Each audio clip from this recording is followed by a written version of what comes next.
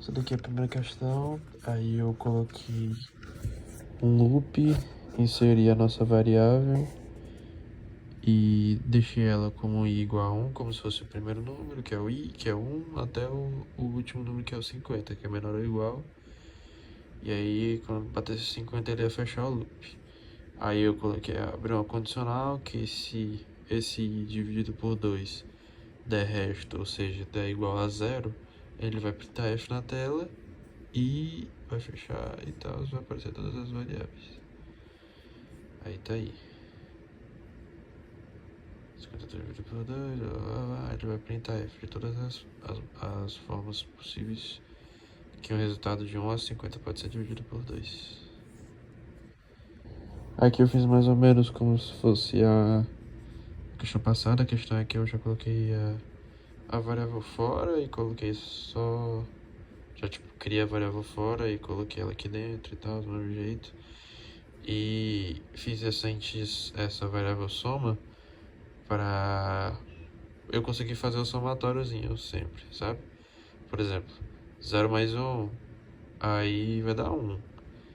Aí 1 mais o número seguinte, que é a soma que a gente fez, mais o outro número, que é 1 mais 2.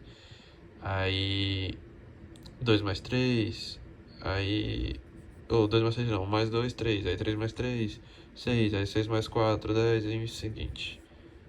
Aí o resultado final vai dar lá no finalzinho, que é o 5.050, que é quando vai parar de fazer as repetições. Aí que o Fixer falou que era pra fazer a calculadorazinha, eu coloquei o includeMath.h para conseguir fazer as somas, divisões e multiplicações. Não sei se precisava, você podia fazer normalmente sem esse includeMath.h. Aí eu fiz ele colocar o primeiro número, o segundo número, pedi pra ele, fiz um cabeçalhozinho pra, tipo, ele colocar um número com relação à operação que ele quer fazer. Aí coloquei as condicionais depois que ele colocou o número, que se o operador que ele colocou fosse igual a 1, ele vai fazer a soma, se o operador fosse 2, ele vai fazer a subtração, se o operador fosse 3, ele vai fazer a multiplicação, e else, que é o número 4, ele vai fazer a divisão. Aí, por exemplo, 22, 33, soma, aí dá o resultado no final, aí 22, 33, subtração, ele vai dar o resultado final, 22, 33, multiplicação, ele vai dar o resultado final também. Aí 22 e 33 na divisão ele também vai dar. E é isso. Aqui eu fui atrás como colocaria assim o fatorial no programa e... Só um momento. E a melhor opção foi aparecer esse long, esse insignia de long, que é pra tipo, colocar um número longo dentro da... Inserir um número longo, uma variável que seja um número longo. Aí eu pedi pra ele inserir o número inteiro, peguei o número que ele colocar. Aí se o n for menor que 0, aí ele vai printar na tela dele que não existe fatorial para 0. E se o i for igual a n, pronto, aí por exemplo,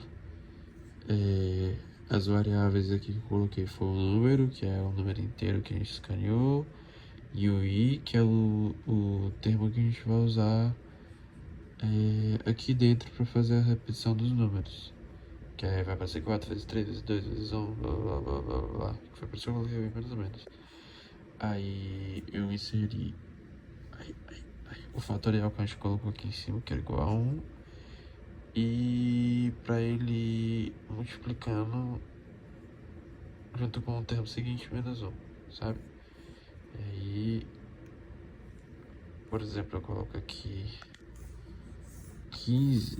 Aí ele vai fazer a multiplicação dos números seguintes até dar esse número gigantesco. Se eu colocar aqui um número menor pra mostrar como é que fica, aí tá aí, tudo certinho. Aí aqui nós temos a sexta questão.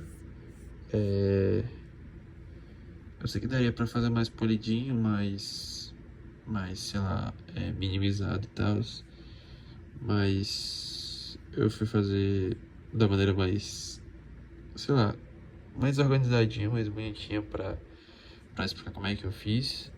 Aí eu pedi pra ele inserir as variáveis, né, os números que ele queria. Número 1, número 2, número 3. Não coloquei pra float, porque eu acho que ele vai colocar só o número inteiro, sabe? Mas daria pra trocar de qualquer maneira. Aí eu peguei os números que ele me deu e fiz todas as variáveis possíveis, tudo que poderia acontecer se eu pegar esses números. Por exemplo, se ele me desse dois números iguais e um número que fosse maior. Aí, por exemplo, vai aqui aparecer aqui, e o N2 fosse maior que o N3. Aí o N3 aparecia fora, porque ele é menor que os outros dois, porque os outros dois são iguais, e independente da ordem, vai aparecer os dois números, porque eles são iguais. Então, independente da ordem, pode fazer. Aí, por exemplo, se ele me der o N1 igual a N2 e o N2 menor que o N3 vai aparecer na frente, e independe da ordem, o N1 e o N2, que eles são iguais, vai aparecer atrás. Aí, se o N1 for igual a N3 e o N2 for maior que o N3, o N2 vai aparecer na frente, e o N1 e o N3 eles vão continuar aqui atrás, independente da ordem. Aí, se o N1 for igual a N3 e o N2 for menor que o N3 vai aparecer aqui atrás, e o N1 e o N3 vão aparecer na frente, independente da ordem, como eu falei. Aí, aqui eu coloquei que o N2 era igual ao N3 e o N1 era menor que o N2, ou seja, o N1 vai ficar aqui atrás e de ordem crescente o N2 e o N3 vão aparecer, mas de forma independente, porque podia ser o N2 aqui, podia ser o N3 aqui, porque são números iguais, né? Aí,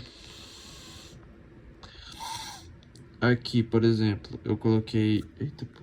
Eu só parei aqui rapidamente porque eu tinha visto que eu tinha esquecido de colocar mais uma instânciazinha aqui, porque eu não tinha colocado como se os três números fossem iguais. Aí eu coloquei só todas as possibilidades possíveis de pareamento de N1, N2, N3. Aí, por exemplo, N1, N3, N2, N2, N1, N3, N1, ou N2, N3, N1. E independente, tá aqui toda a ordem e tal. Aí, por exemplo, independente do que eu fizer aqui, ele vai dar a ordemzinha certinho. Por exemplo, aqui aí ele vai dar aí por exemplo, eu pego, sei lá, 444, 200, 22 e, sei lá, 5, 6, 7. Aí ele vai dar a forma certinha. Aí eu vou lá, sei lá, 444,